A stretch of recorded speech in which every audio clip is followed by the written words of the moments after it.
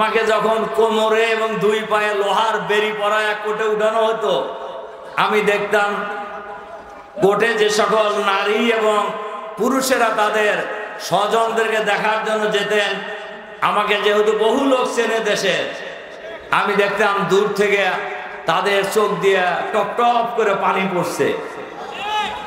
আমি তখন হাসতাম। আমি হাসতাম এই কারণেই, যুগে যুগে এ মহান আন্দোলনকে বিজয়ী করার জন্য অসংখ্য নবী রাসূলকে হত্যা করা হয়েছে। এই আন্দোলনকে বিজয়ী করার, আন্দোলনে নেতৃত্ব দেওয়ার অপরাধে জামাত ইসলামীর আমির শহীদ মাওলানা মতিউর রহমান নিজামী সাহেবকে,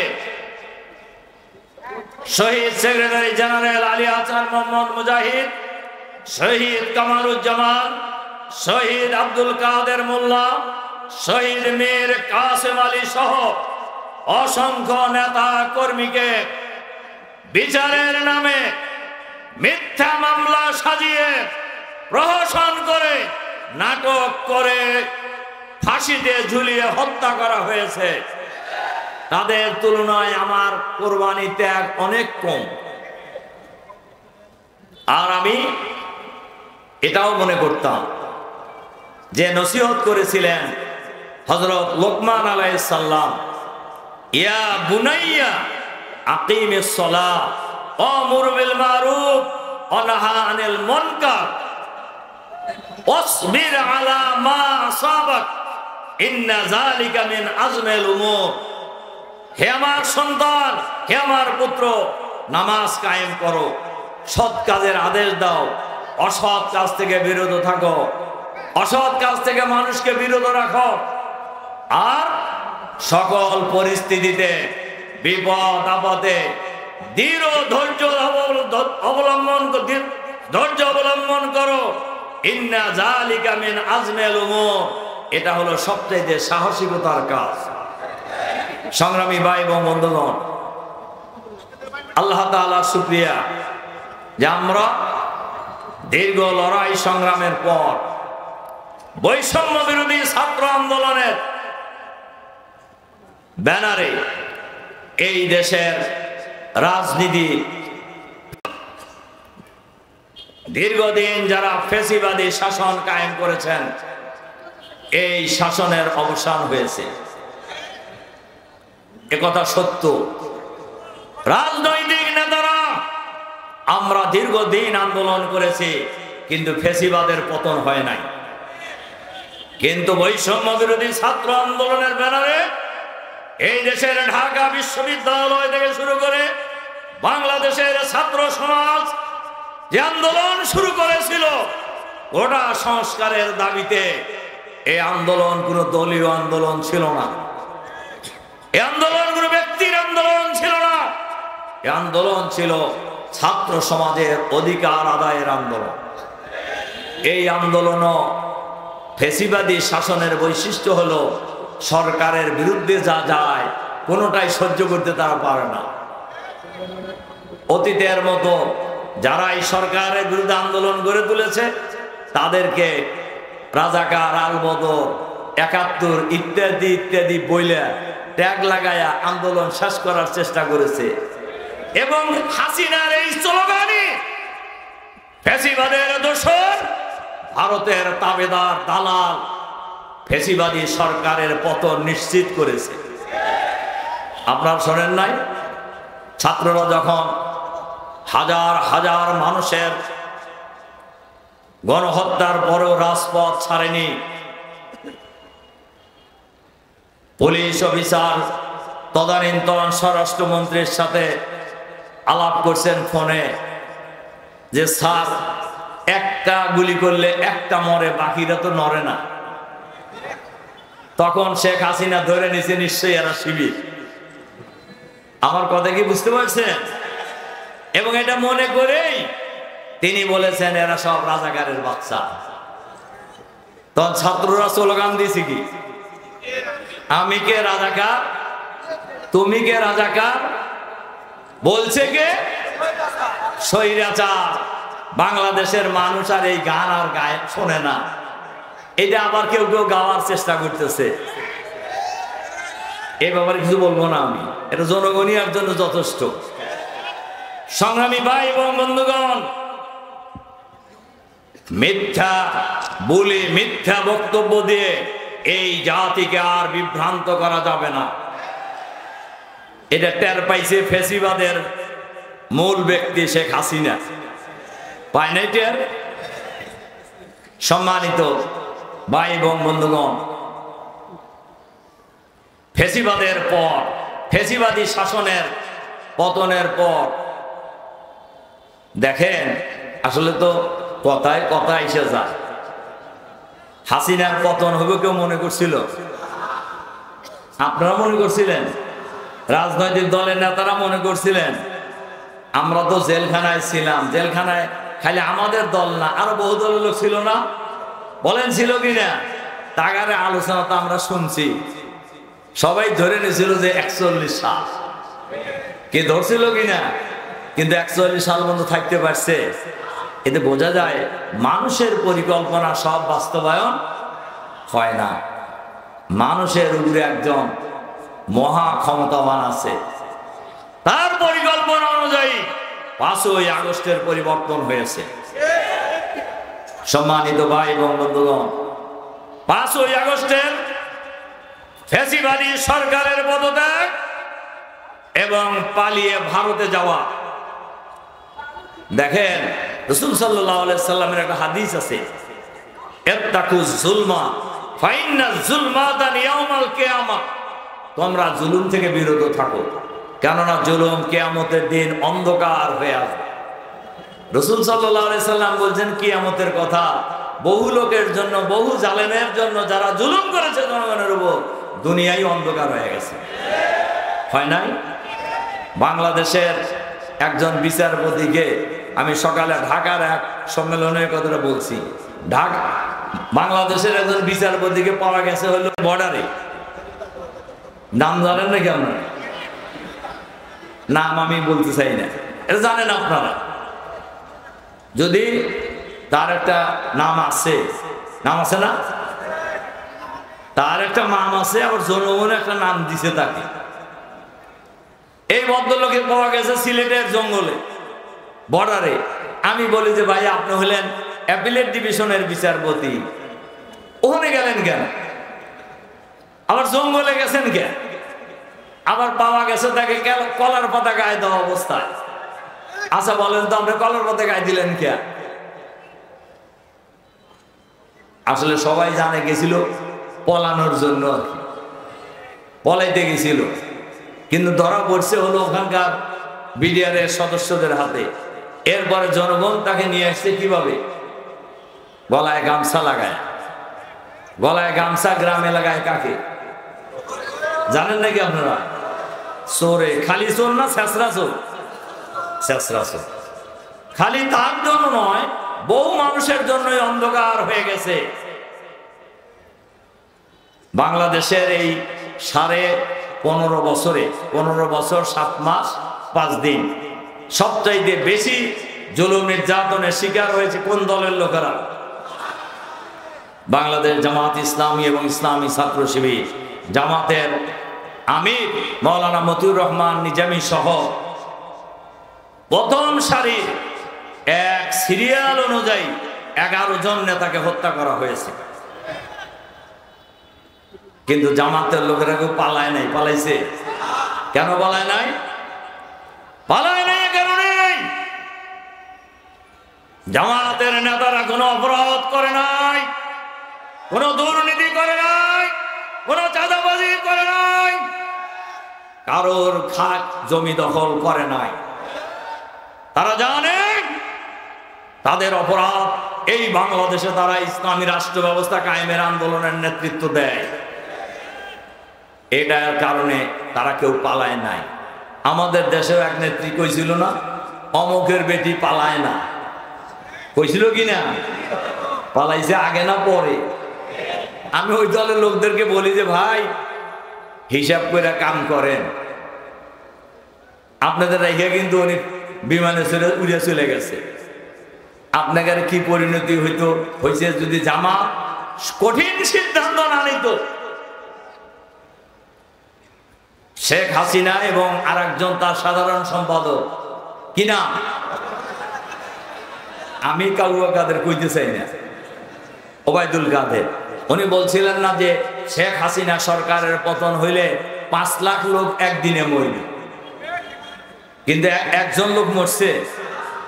জামাত ইসলামীর আমির ডক্টর শফিকুর রহমান নির্দেশ দিয়েছিলেন অন্যায়ভাবে বিচার হাতে তুলে নেওয়া যাবে না, যে কাজ ওনারা করছেন, ওনারা করে নাই। আমাদের নিরীহ লোকদেরকে রাস্তা থেকে তুলে নিয়ে গুলি করে হত্যা করেছে, আমাদের নিরীহ লোকদেরকে, নিরপরাধ লোকদেরকে থানায় নিয়ে বন্দুক বুকে ঠেকিয়ে গুলি করে হত্যা করেছে। আমার উপজেলা উল্লাপাড়া ওসি তাজুল, ওর কোনো ক্ষমা নাই। আমাদের একজন বড় ব্যবসায়ী ইয়াং তরুণ নেতা সাইদুর রহমানকে থানায় নিয়ে গুলি করে হত্যা করেছে। আমরা নির্দেশ দিয়েছিলাম আমরা আইন হাতে তুলে নেব না, একজন লোক মরে নাই। জামাত যদি নির্দেশ না দিত গোটা দেশ তামা হয়ে যেত, এত জুলুম করা হয়েছে জামাতের উপরে, কিন্তু আমরা ব্যক্তিগত কোনো প্রতিশোধ নেই। আমরা কি নিশ্চিত নেই। সম্মানিত ভাই এবং বন্ধুগণ, 5ই আগস্টের পরে এখন জনগণের দাবি, 1 নম্বর দাবি হলো গণহত্যার বিচার করতে হবে। গণহত্যা চালানো হয়েছে না, বলেন মাত্র 36 দিনের আন্দোলনে, বিশেষ করে রংপুরের রোকেয়া বিশ্ববিদ্যালয়ের ইংরেজি বিভাগের গরিবের সন্তান আবু সাইদ এইভাবে বুক পেতে দিয়েছিল বুলেটের সামনে। তার বিশ্বাস ছিল জনগণের পয়সায় পরিচালিত, জনগণের পয়সায় বেতনভুক্ত কর্মচারী, এই পুলিশ তার বুকে গুলি চালাবে না। কিন্তু পরপর 3টি গুলি করা হয়েছে তাকে, আপনারা জানেন, এবং ওই জায়গায় সে নিহত হয়েছে। তারপর থেকে মাত্র, ওইটা কয় তারিখ ছিল, 16 তারিখ ছিল। ওই সময় আবু সাইদ হত্যাকাণ্ডের মধ্য দিয়ে আন্দোলনের নতুন মোড় নিয়েছে। এই 16 তারিখের পর থেকে 36শে জুলাই বলে, মানে 5ই আগস্ট পর্যন্ত এই 20-21 দিনে 2000-এরও অধিক মানুষকে নির্বিচারে হত্যা। ঢাকার অলিতে গলিতে ছাত্র জনতার লাশ পড়েছিল, কিন্তু জনগণ রাজপথ গণহত্যা চালিয়েও, কারফিউ, আর্মির ব্যারিকেড, ইন্টারনেট বন্ধ, সব কিছুকে উপেক্ষা করে রাজপথে ছাত্র জনতার মিছিল সামনের দিকে যখন গণভবনের দিকে যাচ্ছিল, তখনই শেখ হাসিনা পালিয়ে গেছে। দেখেন, ভাত রাঁধছিল অনেক বড় বড় মাছের চাকা দিয়ে, হেঁটে কিন্তু খাওয়া যেতে পারে নাই।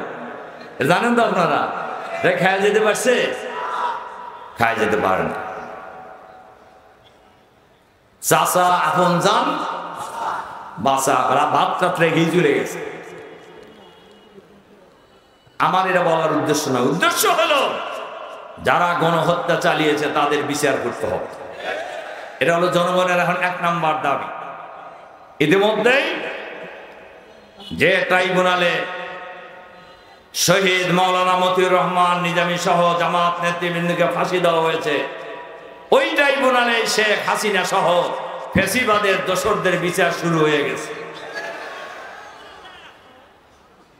আমরা আজকের এই সমাবেশে অন্তর্বর্তীকালীন সরকারের কাছে আহ্বান জানাতে চাই, অবিলম্বে এই বিচার দ্রুত করে গণহত্যার সাথে জড়িত যারা, তাদেরকে বিচার করে ফাঁসি কার্যকর করতে হবে।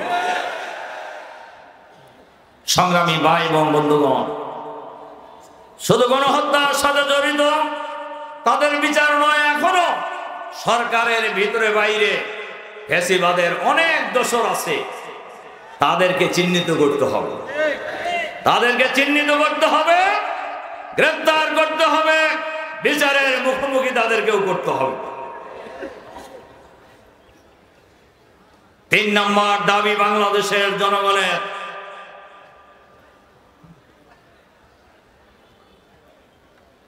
আওয়ামী ফ্যাসিবাদের আমলে 2 কোটি ভুয়া ভোটার তৈরি করা হয়েছিল।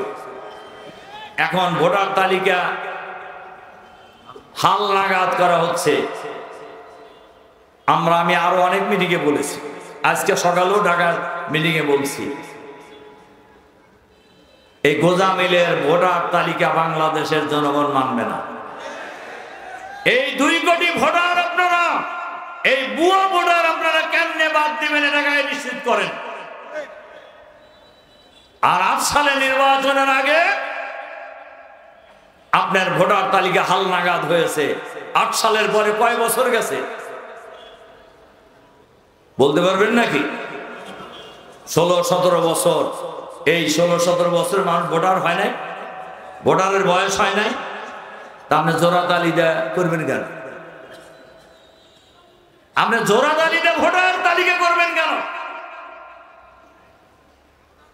আমরা বলেছি একটা ফ্রি ফেয়ার ক্যারিবল ইলেকশন, নিরপেক্ষ গ্রহণযোগ্য নির্বাচনের জন্য যা প্রয়োজন সব করতে হবে, যেন কোনো প্রকারের নির্বাচন বাংলাদেশের মানুষ মানবে না।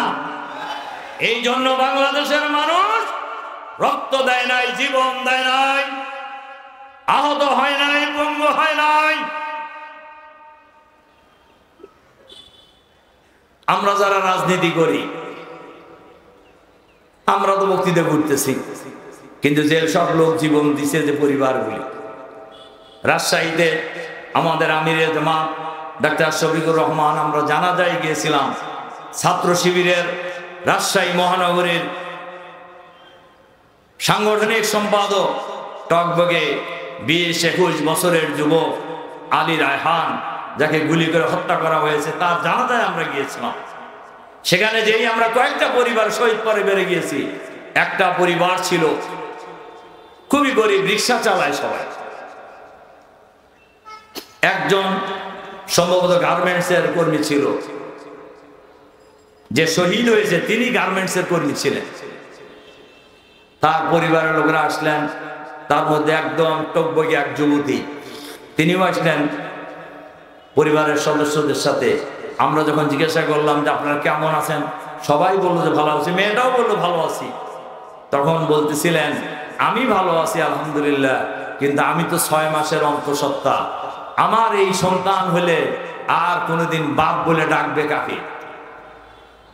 আমরা কি এটা ভাবছি?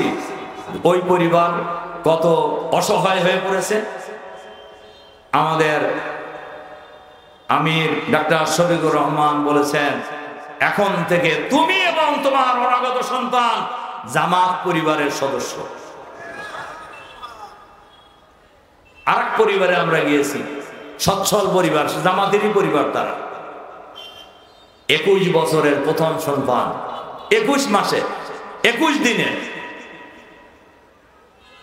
ওই সন্তানের দাদা দাদি, নানা নানি সবাই বলতেছিলেন যে আমার এই নাতি যখন কথা শিখবে তখন তার বাপ বলে কাউকে ডাকতে পারবে।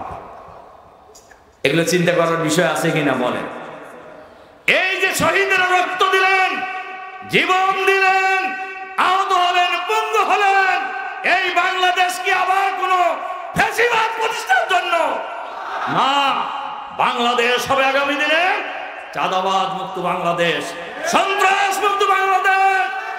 বাংলাদেশের মাটি থেকে এই ফ্যাসিবাদী হাসিনা নির্বাচনকে নির্বাসনে দিয়েছে। এই বাংলাদেশের মানুষ গত 20 বছর ভোট দিতে পারে নাই। 8 সালের যে নির্বাচন হয়েছিল, এই নির্বাচন হয়েছিল ফখরুদ্দিন মঈনুদ্দিন, শেখ হাসিনার পার্শ্ববর্তী দেশের ত্রিপক্ষীয় সমঝোতার নির্বাচন। কোন সিটে পাস করবে এটা আগের থেকে ঠিক করা ছিল। আর 14 সালের নির্বাচন তো আপনারা জানেনই, 300-র মধ্যে 154 বিনা ভোটে, আর বাকি আসনে ভোটাররা ভোট দিতে আপনাদের কাছে অতীতে কি জায়গা দখল কেউ করছে? কয় করছে। কারা করছে? এটা কি আর বলা লাগে? যারা জামাতকে ব্যবহার করেছে, জামাতের এই নামটা, নিজেরা মন্দির ভেঙে জামাতকে দায়ী করে, করছে না? আমি তাদেরকে বলছি ভাই, দখলের কামটাও তারাই করছে আপনার জায়গা জন্য। ইসলামী রাষ্ট্র যদি হয়ে যায়, বাংলাদেশের 18 কোটি মানুষ নিরাপদ থাকবে ইনশাআল্লাহ। ইনশাআল্লাহ কোন দুর্নীতিবাদ এই সমাজে থাকবে না। আপনারা চান না সেটা? ইসলামী রাষ্ট্র হোক, এটা আপনারা চান না? কারা কারা চান? হাত তুলুন দেখি।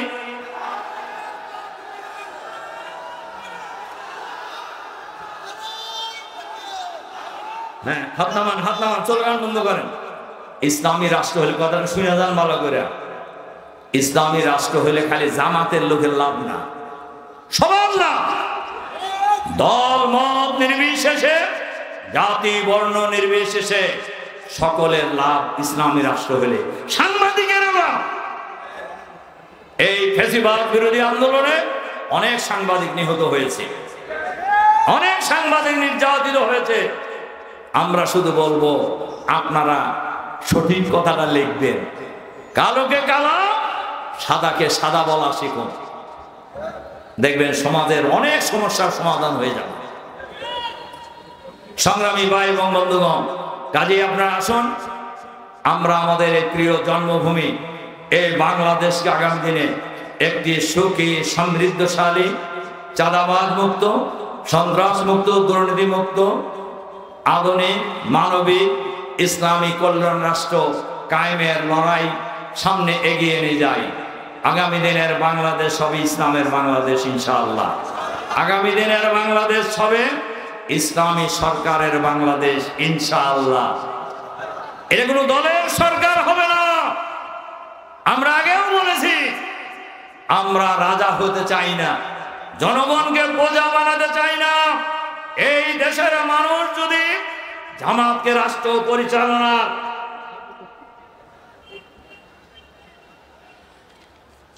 জামাতকে যদি রাষ্ট্র পরিচালনার দায়িত্ব দেয়, তাহলে আমরা সেবক হব দেশের। আর আপনাদের এই অঞ্চলেও যদি জামাতের সংসদ সদস্য হয়, আপনারা জানেন যে আমাদের দলে কোনো টেন্ডারবাজ নাই, জানেন নাকি?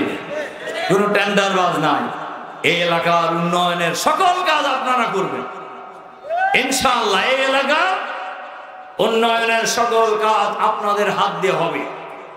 এই কলেজের প্রিন্সিপাল সাহেব একটা স্লিপ পাঠাইছেন যে কলেজের জন্য কিছু কম, কলেজের জন্য আমাদের জেলা আমির কিছু বলছে। আবারও আমি বলছি, নিমগাছি কলেজ অনেক পুরানো কলেজ।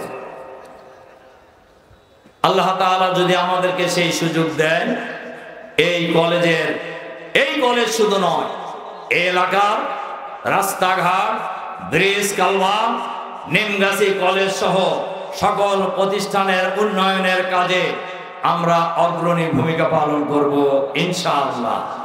আর আমরা আজকের এই বিশাল সমাবেশে অন্তর্বর্তীকালীন সরকারের কাছে আহ্বান জানাতে চাই,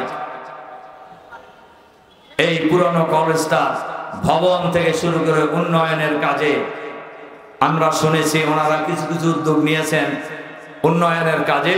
এই কলেজটাও সেই উন্নয়নের কাজের অন্তর্ভুক্ত থাকবে ইনশাআল্লাহ।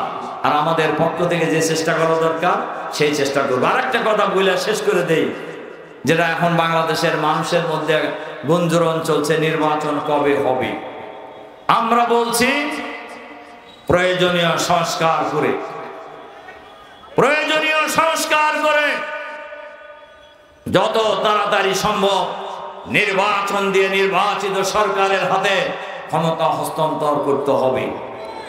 তবে যেন তোর, আমি শুরুতেই বলেছি কথা, যেন তোর নির্বাচনের জন্য বাংলাদেশের মানুষ জীবন দেয় নাই, রক্ত দেয় নাই, পঙ্গু হয় নাই। প্রায় 2500 মানুষ, 2700 মানুষ, কেউ চোখ হারিয়েছেন, কেউ পা হারিয়েছেন, কেউ হাত হারিয়েছেন, কেউ কান হারিয়েছেন, পঙ্গু হয়ে গেছেন চিরদিনের জন্য। এরা কি এজন্য জীবন দিয়েছে? এজন্য পঙ্গু হয়েছে না। আমরা তবে সরকারকে বলতে হবে প্রয়োজনীয় সংস্কারের নামে আবার বেশি দিন থাকা চলবে না। কাজেই প্রয়োজনীয় সংস্কার করে নির্বাচনের ব্যবস্থা করতে হবে। আর আবারও আমরা বলি, আসুন আমরা সবাই মিলে এই দেশটা আমাদের সবার, এই দেশটাকে আগামী দিনে সুন্দর দেশ হিসাবে গড়ে তোলার জন্য চেষ্টা করি। আর যাতে কোনো ফ্যাসিবাদ এই বাংলাদেশে প্রতিষ্ঠিত হতে না পারে, এই জন্য দল মত জাতি বর্ণ নির্বিশেষে আমরা ঐক্যবদ্ধভাবে এগিয়ে যাব ইনশাআল্লাহ। এটাই হোক আজকের এই জনসভার অঙ্গীকার, এটাই হোক আজকের এই মিটিং এর প্রত্যাশা। আসুন আমরা সবাই মিলে সেই পথে এগিয়ে যাই। আল্লাহ হাফেজ। বাংলাদেশ জিন্দাবাদ। বাংলাদেশ জামাত ইসলামী জিন্দাবাদ।